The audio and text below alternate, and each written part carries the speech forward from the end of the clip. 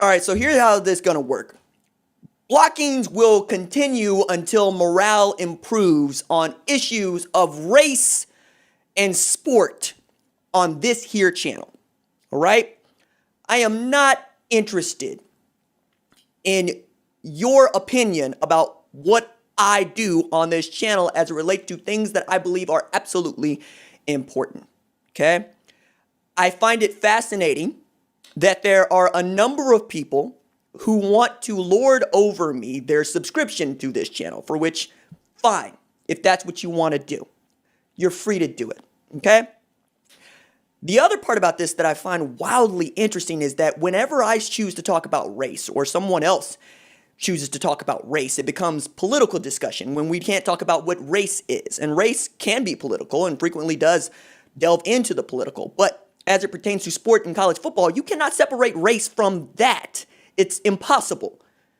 60% of all college football players are black. 70% of all NFL players are black. It matters because when you look at how many black coaches there are in college football or in the NFL, you kind of come up short because you can't really associate the numbers. And then if you look at sports media, where I'm looking for more black faces and women, and my goodness, give us the women who are also minorities. Hello. It matters. Okay? So with that in mind, rather than just yell at someone, I've been listening to my buddy Jerry, been listening to my girlfriend Laurel and others and saying, look, there are two schools of thought for me on this. One is not my job to educate you on matters of race and things that I have already known. Two, can I just yell at you to go read a book? I could. I have. It's not necessarily constructive. So what we are doing is we're going to have class, all right? At one point, I'm going to school to be an English professor to do exactly what I'm doing now. So when we talk about black folks, sports, and culture, I find it funny that there are many people that don't know that that's something I already do when talking about these things, all right? I understand for some of y'all, it's a different thing altogether. But 4 videos a day, 112 videos a month, you can deal. If you can't, there's the door. It's fine. All right? I'm looking for the people that ride for this channel and ride for me. It's not the people that are trying to make this into whatever it is they want it to be. All right? That said, let's have class, right? And we're going to start with Mike Gundy. We're going to go to Chuba Hubbard. Then we're going to go to Earl Campbell. And we're going to kind of tie this up with Ricky Williams and tell you exactly what we're dealing with here in the South, which is why Oklahoma and Texas are in the title, because titles apparently matter. I hate writing titles. I hate writing headlines. They suck, right? But YouTube is a search engine, so we have to do it. Like, you actually cannot upload a video without a title. I've tried. It won't let me. So we're going to start with last week. Go to the OAN thing. Go into the history of things.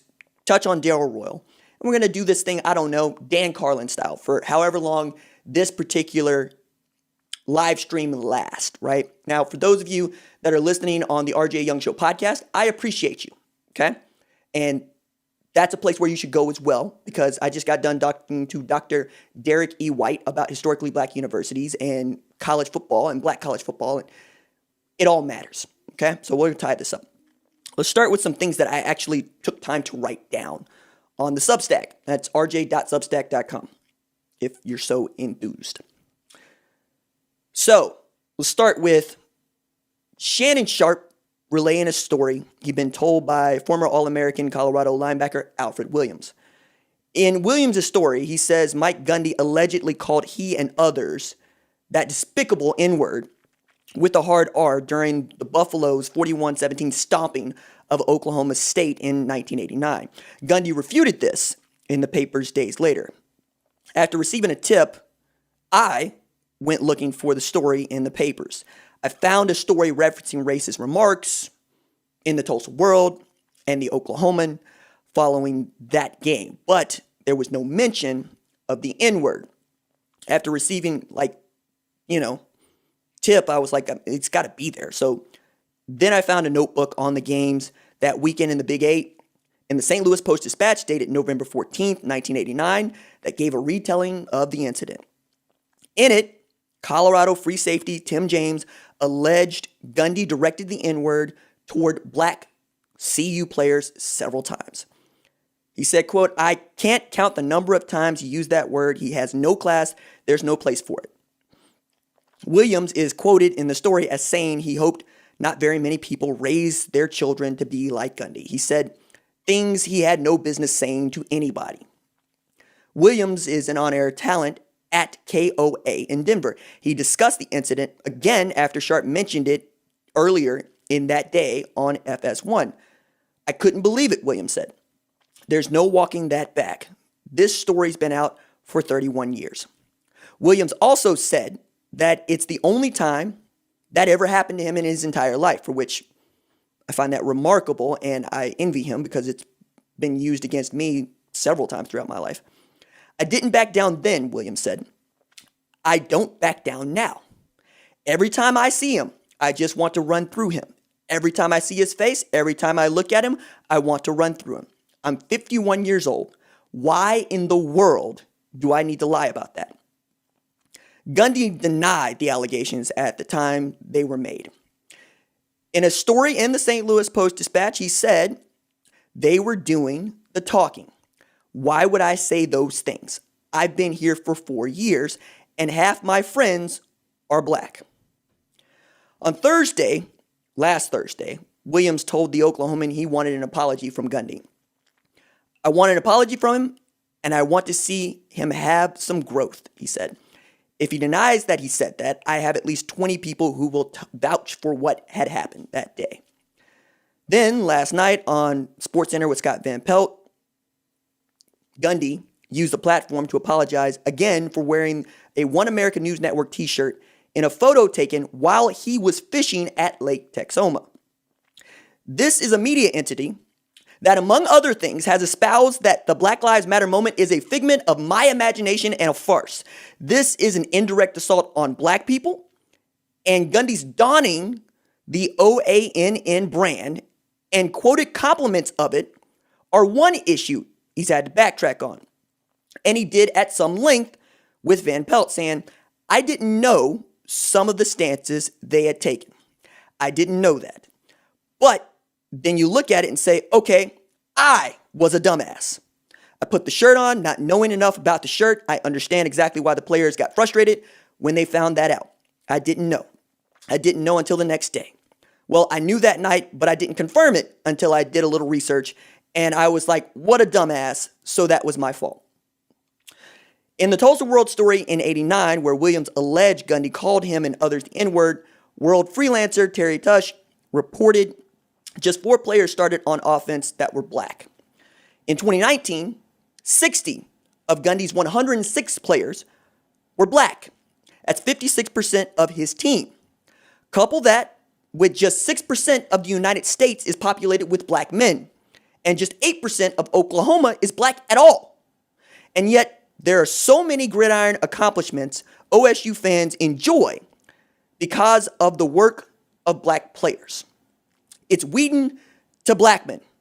It's go get it Tylan Wallace lined up on the numbers, looking to pick a fight like his name is William Wallace. It's Donovan Woods. It's Rashawn Woods on some Colonel Stinkmeaner showing him what's really good. It's Tatum Bell and Kendall Hunter. It's Emmanuel Ogba and Ogbong Bamiga. It's OSU's first ever 5-star, Bobby Reed, the man Gundy patronized when he went after Jenny Carlston for reporting the news. He embarrassed the kid who eventually would have to leave the program for, of all things, an HBCU. And he still hasn't really publicly apologized to Jenny. It's Barry Sanders and Thurman Thomas. It's Chuba Hubbard being first in Stillwater to expose his coach to all of us. As the kiddos tell me, it's tough. That's what Howard Bryant called the heritage in a book of the same name. John Carlos and Tommy Smith did it with a pair of black gloves. Muhammad Ali did it with the people. Jim Brown and Kareem Abdul-Jabbar did it for the people. Paul Robeson did it before Congress. And Chuba did it on Twitter. The same Twitter Gundy said he'd give a rat's ass about. USA Today quoted Gundy in 2017 saying, hell, OSU officials stay mad at me 24/7. They'll eventually run me off.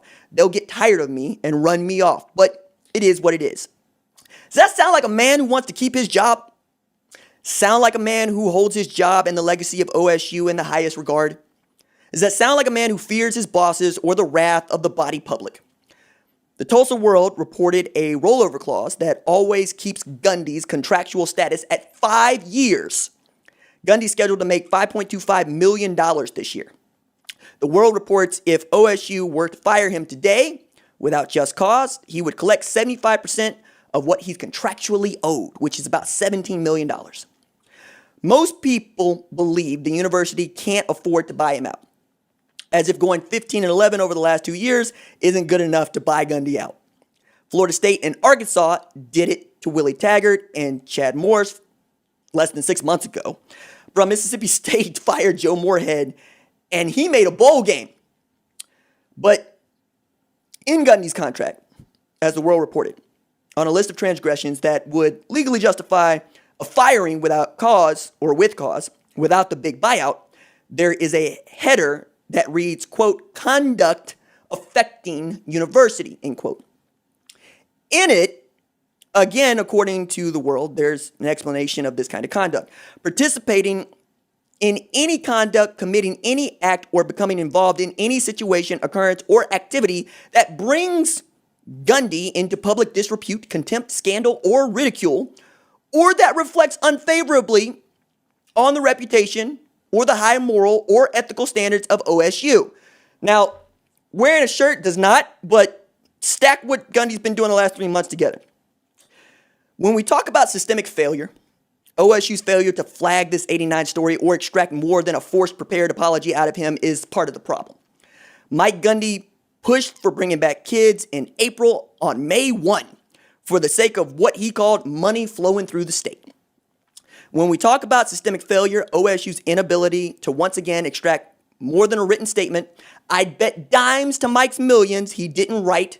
That's the issue. When Mike Gundy spoke about an extremist media entity and purported it to be the last bastion of impartiality in media, OSU failed to correct him at all. That too is systemic and systemic failure. This is your Baker Mayfield, folks. This is your talisman. This is your front man to the world.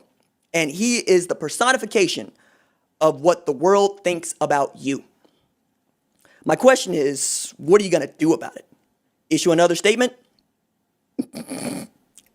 From who? Hargis and Holder have both done that just this week. That's 3 issued statements in 3 months they had to have issued on Gundy's behalf. In the retelling of the triumph of T.C. Williams High School's undefeated season called Remember the Titans, Gary Bertier couldn't understand why Julius Campbell wouldn't talk with him, despite everyone having to run a 3-a-days until they did. What their conversation amounted to was protection. Campbell didn't see Bertier protecting him or their quarterback. And then he said his attitude reflected Bertier's leadership. In making the positive changes Gundy claims they're making in Stillwater, for which there has been zero transparency on what those changes are exactly, I ask you to protect those players. Protect those young men. And remember the ultimatum Bertier gave to Ray Buds when he allowed their black quarterback to get pelted once more. If Julius gets to rev once, just one time, just once more, I'm going to hit you so hard by the time you come to, ooh, boy, you're going to need a new haircut. He protected him. There are more of you white folks than there are of us black folks. If change happens, it's because you, like Gary Bertier, have willed it so. In his video statement, Gundy said, Black lives matter to me. Our players matter to me. Prove it. Not Mike Gundy, but Oklahoma State. And that's where we were last week, right? Since then, Oklahoma State has announced a diversity initiative. Okay, cool. And what actual, power, control, recommendation do they get to give to the athletic department in particular, but to the university where I was a student for 2 years as a doctoral candidate. So from there, I want to get to Mike Gundy and Darrell Royal, who I think are basically the same. And I'm going to walk that out here pretty quickly.